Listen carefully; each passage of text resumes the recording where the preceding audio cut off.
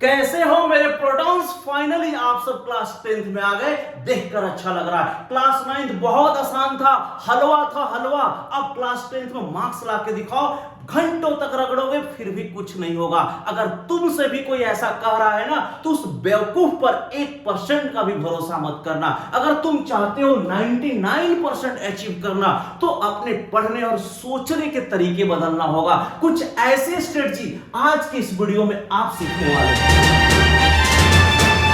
हाय मेरे new protons, मैं हूं जितेंद्र गुप्ता, आपका chemistry tutor. Last year batch में 6 से 8 घंटे ने बच्चों ने पढ़ाई किया लेकिन अच्छे रिजल्ट नहीं आए। जानते हैं क्यों? क्योंकि उन्होंने एकेडमिक स्ट्रेटजी को फॉलो नहीं किया। और कुछ बच्चों ने 3 से 4 घंटे में पढ़कर 95% अचीव कर लिया। क्यों? क्योंकि उन्होंने कुछ स्ट्रेटजी को फॉलो किया जो आज आप जानने वाले हो।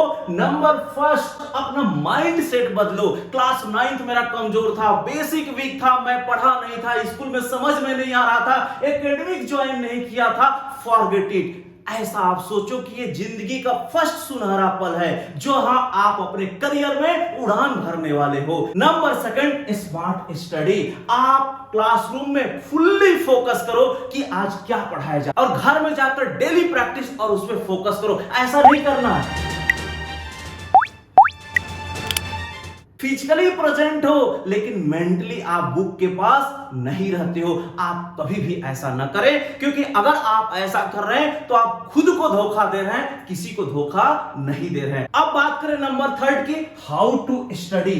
आपको क्लासरूम में प्रॉपर नोट्स बनाना है। राइटिंग बहुत जरूरी है। राइटिंग स्किल्स अगर आपका इंप्रूव है तो उस समय आपको एग्जाम से पहले काम आएगा।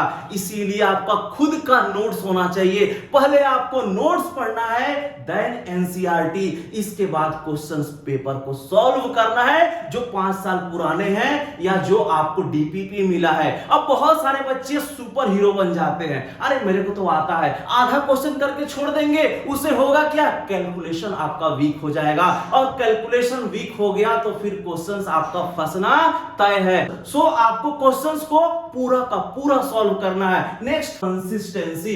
आप क्या करते हो? अरे आज क्लास नहीं जाते हैं, दोस्तों से कॉपी मांग के कॉपी पेस्ट कर लेंगे। नेवर, ऐसा आपको नहीं करना है। सिलेबस कंप्लीट हो गया, अरे अब नहीं जाते हैं यार, सिलेबस तो कंप्लीट हो गया, मुझे सब आता है। ओवर कॉन्फिडेंस कभी नहीं होना चाहिए। आपको डेली बेसिस पे आना है क्योंकि रिवीजन बहुत जरूरी है, ग्रुप डिस्कशन बहुत जरूरी है और आपको टेस्ट देना बहुत जरूरी है। जब आप ये तीनों कर लेते हो ना तो आपकी प्रोफिशिएंसी बूस्ट हो जाता है।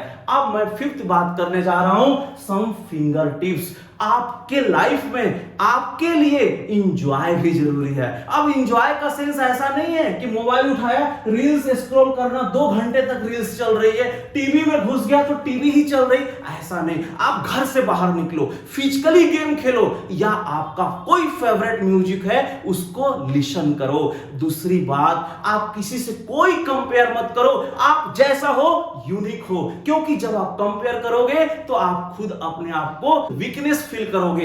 इसीलिए आप जैसा हो वैसे ही रहो। बस इतना याद रखो कि मुझे बेस्ट करना है, मुझे अपनी कोशिश से बेस्ट करना है।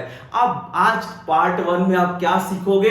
फाइनली मुद्दा यह है कि आज पार्ट 1 में आज क्या सीखने वाले हो। देखो, क्लास 10 में सारे बच्चे थ्योरी कर लेते हैं, फंसते कहां है? फॉर्मूले बनाने में, रिएक्शन बनाने में, बैलेंस करने में। तो सबसे पहली बात, आपको केमिकल फॉर्मूला बनाने आना चाहिए और फॉर्मूला बन गया तो रिएक्शन बन जाएगा, रिएक्शन बन गया तो बैलेंस कर लोगे, उसका स्ट्रक्चर बना लोगे। तो ये आएगा कैसे? तो इसके लिए तुमको वैलेंसी और वैलेंस इलेक्ट्रॉन का बेसिक आना चाहिए। इसका एक सेपरेट वीडियो है, आप वहां जाकर फुल्ली स्टडी करो। इसका पीडीएफ है, डाउनलोड कर इस पे फोकस करो। अब आपकी ये प्रॉब्लम नहीं है, पूरी ब्रह्मांड की प्रॉब्लम है कि सर 2 रिएक्शन मिलता तो ये कैसे बनता। आप कुछ ट्रेलर देखते हैं, जैसे हाइड्रोजन और ऑक्सीजन मिलके क्या बनना था? H2 और O2 मिलके H2O2 बनना था ना, लेकिन ऐसा बनता नहीं है भाई। बन कैसे जाता है ये H2O? अब तुम्हारे दिमाग में आ रहा होगा सर ये बना कैसे? तो बहुत बेसिक है, वैलेंसी का नॉलेज। आओ देखो,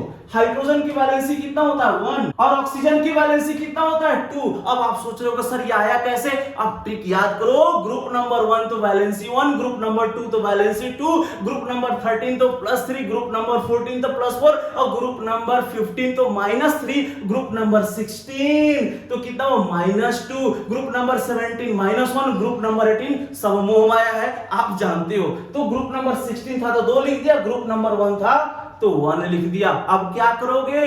क्रिस क्रॉस मल्टीप्लाई करो, 2 का मल्टीपल हाइड्रोजन के साथ, 1 का मल्टीपल ऑक्सीजन के साथ, तो बन गया क्या?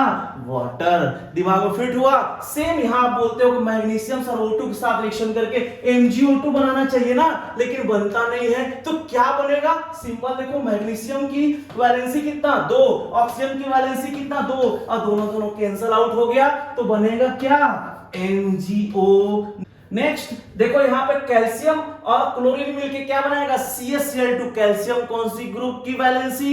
+2 और क्लोरीन 17 तो क्या हो? -1, तो यहां पे आ गया 2 और यहां पे आ गया 1। सिंपल, इसमें मल्टीप्लाई करो क्रिस क्रॉस, यानी ये फॉर्मूला क्या है? सही है। और मैंने आपके लिए एक होमवर्क दिया है, इसका रिएक्शन आप क्या करो? कमेंट करो। अब लास्ट टिप्स हमारी ओर से, चाहे जिंदगी में कुछ भी हो जाए, बस इतना याद रखना, शुरुआत भले ही छोटी हो लेकिन धमाकेदार होनी चाहिए, बस इतनी याद रखना। और इसी उम्मीद के साथ हम मिलते हैं पार्ट 2 में नए ट्रिक के साथ। Okay, bye bye, take care.